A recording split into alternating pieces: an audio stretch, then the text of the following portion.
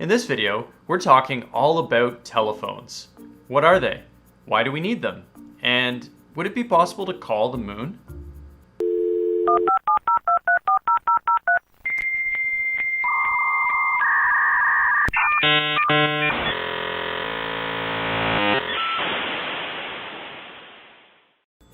Hey, I'm Mark Obey from My Hello Hello, and today we're going to talk all about telephones. You might be wondering, why talk about telephones? Well, most people have telephones now, and they just seem to be everywhere, and that's why it's more important than ever to ask the question, what is a telephone? I mean, really, how is it possible for you to pick up a telephone and speak into this machine, and for someone to hear you even thousands of miles away at the other end? Stick around till the end, and we'll also talk about the idea of whether or not you'd be able to call the moon or even further away in space. And we'll also talk about where answering machine messages are saved. So let's get started. What is a telephone? Well, let's start with some of the different names. You could call it a cellular phone, a mobile phone, a handheld, a smartphone, or the shorter versions of some of those, like a cell or a phone. The word telephone is actually made up of two Greek words, tele and phone. Tele meaning distant or far, and phone meaning voice or sound. And at some point, someone decided to get clever and take the word phone and turn it into an acronym for personal handset over network equipment. A telephone, quite simply, is a machine that two or more people can use to have a conversation in a situation where there's too much distance between those different parties to have a conversation. Telephones let us keep in touch with friends and family and to do business, but there's so much more now that there's smartphones. The telephone was invented in 1876 by Alexander Graham Bell. Funny when you think about it that we don't seem to know the inventors of a lot of other machines, like say the television. In any case, imagine what it must have been like before the telephone was invented. What if somebody at that time would have come to you and said, I'm going to invent a machine that you can pick up and that you will be able to talk with somebody else on the other side of the planet instantaneously. It's like telling someone today that you invent a machine that could transport somebody from one side of the planet to the other. Generally speaking, a telephone has four parts. You have the microphone that you can talk into. You have the earphone that you listen into. You've got the ringer that indicates that you're getting a phone call, and you have a keypad that you use to dial a number. So, 1876, the phone is invented. But it was actually many, many years after that you could even do a long distance call, say, across a continent. And it wasn't until the 1910s that in fact this had been successfully done. So right around the time of World War I. And when it came to that dial or keypad on the phone, it didn't actually exist until about 1919. And for most people in their homes, they didn't have a dial or keypad on their phone until as late as the 50s. Instead, you would pick up the phone, be connected with the operator, and that operator would connect you with whoever you were trying to reach. Some people will use the words dialer and keypad interchangeably to refer to the idea that when you go on something like, let's say, your smartphone and you're pressing buttons, that you're dialing or you're pressing buttons, when in fact you're just touching a keypad on a smartphone. Well, it turns out that prior to the 1960s, there were only dialers, like actually those round physical dialers that you had to crank to call people on your phone. And it wasn't until the 1960s that push buttons were created to allow for people to make phone calls. It is kind of funny when you think about it, that people sometimes still refer to calling somebody on their phone as dialing a number, when nobody uses a phone really with a dial on it anymore. So how many phones are there now? And how often do people use their phone? Well, the answer to that came in another video on this channel on telephone numbers. Of the 9.5 billion phone numbers in the world, there are about 884 million landlines and 8.6 billion cell phones.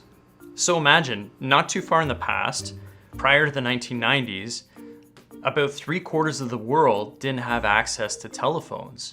It makes you wonder, what did people do with all their time before they had all this access to telephones? And what does it mean now for people that they do have all this access to communication? Well, out of the 24 hours that each of us has in every day, on average, we're spending about 8 hours sleeping and the other 16 hours awake. If you look at the studies of how people use their time, there aren't any real surprises. The majority of time is used up on sleeping and working.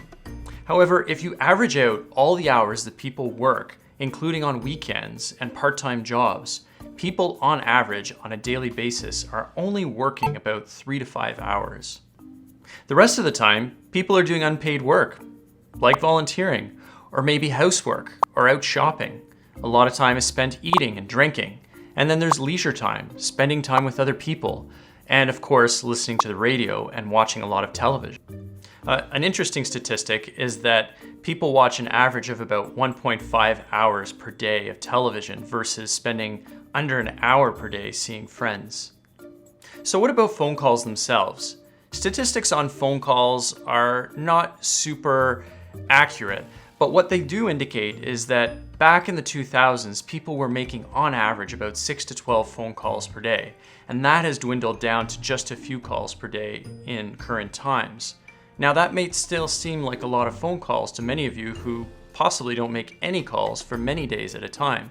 But when you consider that some people, for business reasons or people who work in phone centers, are making many calls in a day, then those average numbers start to make more sense. All that probably means is that people are making very few calls in their leisure time to others. In fact, if you take out all the calls that are made related to work and related to errands and other house-type chores, we probably don't make very many calls to our family and friends at all. Also, consider that people are using their phone to do almost every other thing except what it was originally intended to do, to make phone calls. And of course, there is a lot of texting happening as well. But that still makes you wonder, with all these people using telephones, does anyone ever sit there and actually contemplate, how does this tiny little device in my hand actually allow me to call somebody over a long distance? The one thing that always perplexes me the most is the mobile phone. How is it that you can make a call on a phone and this signal can invisibly travel through the air through things like concrete walls? You can even be in a basement garage that's all made of concrete and be having a conversation with someone uninterrupted, instantaneously, and they're far, far away. First off, there are generally two kinds of connections you can make: over a mobile phone, like I've just mentioned, or via a landline. Landlines are a little more straightforward. In fact, those telephones act a lot like your ear. When you speak into a telephone, there's a device inside of it that feels the vibration of your speaking, and that vibration can be converted into a code, and that code can be sent through the network of cables connected to your phone and throughout the world. In fact, you might not know this, but there are even cables under the ocean that connect most of the continents in the entire world. Isn't that incredible? So when that electronic code goes through the wire system around the world to whoever it's directed at, the person who's receiving the call receives this electronic code, which is then converted back into sound, and you can actually hear the person on the other end speaking. Well, cell phones generally work the same as telephones, except that when that voice is converted to an electronic code, instead of being sent through a wire network, it's transmitted through the air. But what are cell phones doing to send that electronic code through the air? To understand that, you have to understand physics and the electromagnetic field. As already explained, when you speak into the phone, your voice gets converted into an electronic code.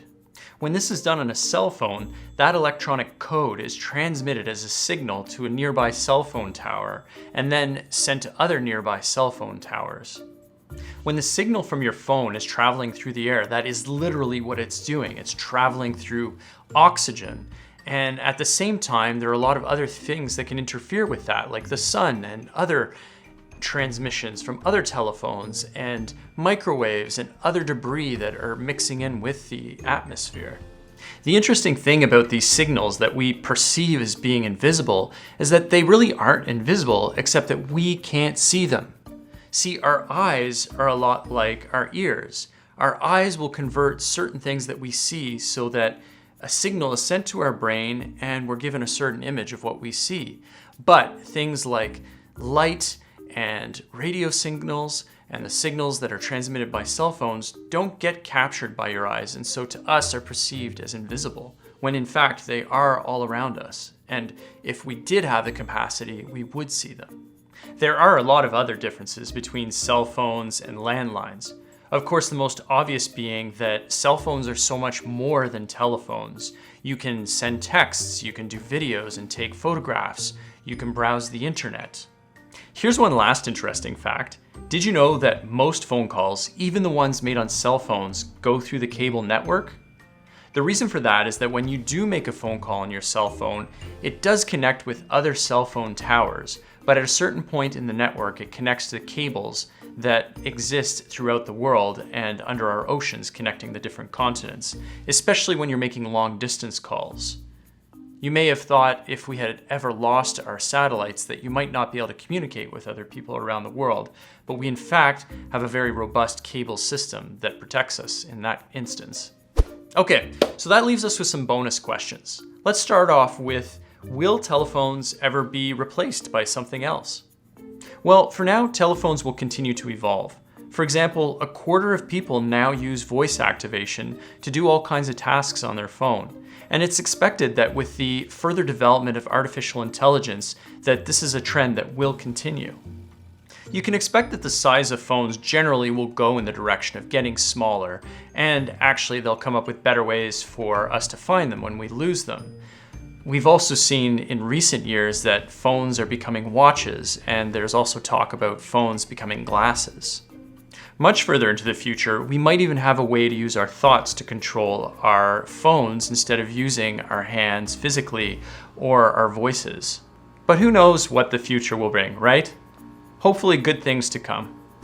So phones might not be disappearing soon, but here's an interesting question. If there was a phone on the moon, would you be able to call the moon right now? How about further into space? Well, first there'd be the issue of a time delay.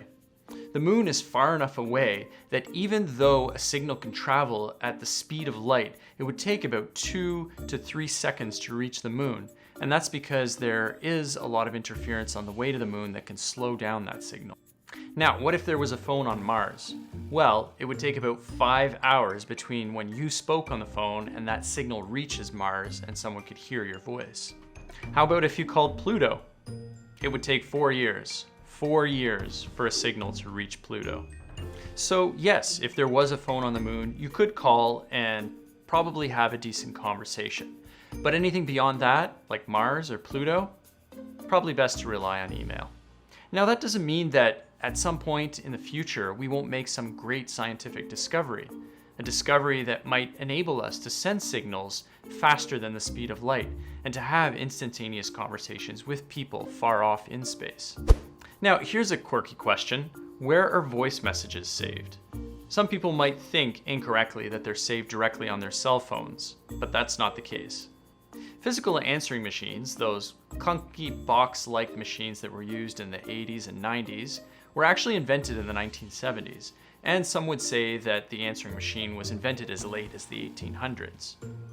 Voicemail, which allows people to leave you a voice message through the phone system, is something that was invented in the 1980s, but it was expensive and not very commonly used at that time. But by the 1990s and the early 2000s, when smartphones became widespread, the use of voicemail was a common feature. But where are all those voice messages saved? Well, depending on your phone service provider, they will be saved somewhere on their servers, hopefully in your own country if you have concerns about privacy. In any case, you have the option of deleting those messages, and after a certain amount of time, your phone service provider probably deletes them for you. So if you found this video useful, show your appreciation by helping us build the worldwide contact directory, My Hello Hello. It's free, it's simple, and you control the listing. You can join at myhellohello.com